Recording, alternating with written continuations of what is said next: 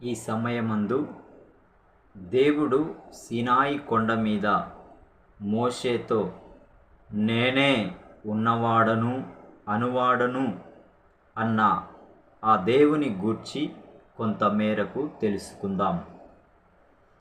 ఇజ్రాయేలీయులను ఐగుప్తు దాస్యము నుంచి వాగ్దాన దేశమైన కానానుకు నడిపించమని దేవుడు మోషేను ఆజ్ఞాపించినప్పుడు ఆయన తాను నేను మీ తండ్రి దేవుడను, అబ్రహాము దేవుడను, ఇస్సాకు దేవుడను అని యాకోబుకు సెలవిచ్చాడు. నిర్గమాకాండం 3వ అధ్యాయం 6వ వచనం. దేవుణ్ణి మోషే ఆయన పేరేమిటని అడిగాడు.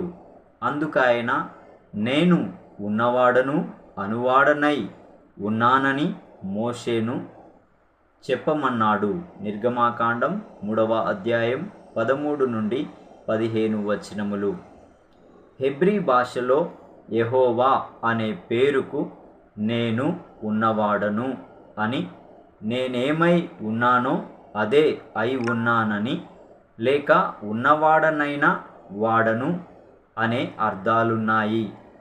ఈ పరిశుద్ధ నామం అర్థాలను బట్టి యెహోవా అనగా ఉన్నవాడని, ఉంచేడివాడని, కలుగజేసేడు దేవుడైన యెహోవా సమస్తానికి ఆధారభూతుడని, తన ప్రజల పట్ల సమస్త సృష్టి పట్ల తన ఉద్దేశాలను నెరవేర్చేవాడని తెలుస్తుంది.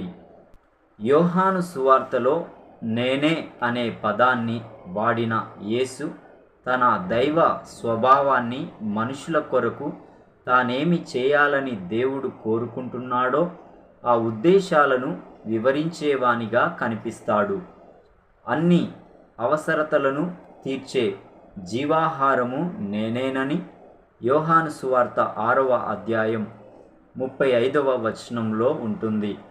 దేవుని జ్ఞానాన్ని తెలియజేసే వెలుగునని యోహాను సువార్త 8వ అధ్యాయము 12వ వచనంలో ఉంటుంది.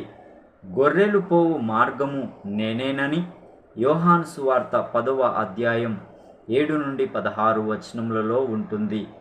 నేనే మార్గము సత్యము జీవమునని యోహాను సువార్త 14వ అధ్యాయం 6వ వచనంలో యేసు అన్నాడు.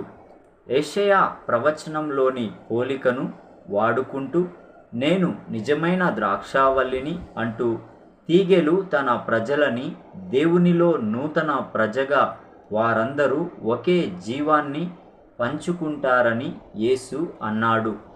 యోహాను సువార్త 15వ అధ్యాయం 1 నుంచి 5 వచనములు. యెషయా గ్రంథం 5వ అధ్యాయం 1 నుంచి 7 వచనములు. యూదు లేఖనాల్లోంచి ఈ పోలికలను చూపడం ద్వారా ఆయన ఆది నుంచి తండ్రితో ఉన్నవాడని, అబ్రహాము కన్నా ముందున్నవాడనని యోహాను సువార్త 8వ అధ్యాయము 58వ వచనంలో ఆ మాట ప్రభువు పలుకుచున్నాడు.